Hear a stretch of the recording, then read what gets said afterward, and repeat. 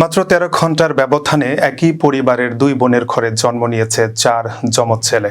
যুক্তরাষ্ট্রের টেক্সাসে ঘটে যাওয়া এই বিরল ঘটনা বিস্মিত করেছে চিকিৎসক থেকে শুরু করে পরিবারের সদস্যদেরও। টেক্সাসের লংভিউ শহরের বাসিন্দা রেইনি জোন্স ও ডারিয়ান লো প্রায় একই সময়ে অন্তঃসত্ত্বা হন। পরে জানা যায় দুজনের গর্ভে রয়েছে যমজ সন্তান। গত ১৯ মার্চ স্থানীয় সময় ডারিয়ান জন্ম দেন অভিন্ন যমজ ছেলে ওয়াইল্ডার ও ওয়াকারকে।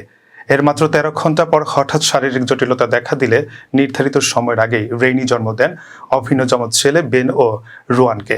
জন্মের পর ৪ শিশুর মধ্যে দুজনকে কিছুদিন নবজাতক নিবিড় পরিচর্যা কেন্দ্রে রাখা হলেও পরে ৪ জনই সুস্থ হয়ে বাড়ি ফেরে। পরিবারের সদস্যরা বলছেন, এত অল্প সময়ের ব্যবধানে দুই বোনের যমজ সন্তানের জন্ম তাদের জন্য ছিল সম্পূর্ণ অপ্রত্যাশিত। বিরল এই ঘটনায় বিস্ময় প্রকাশ করেছেন চিকিৎসকরাও।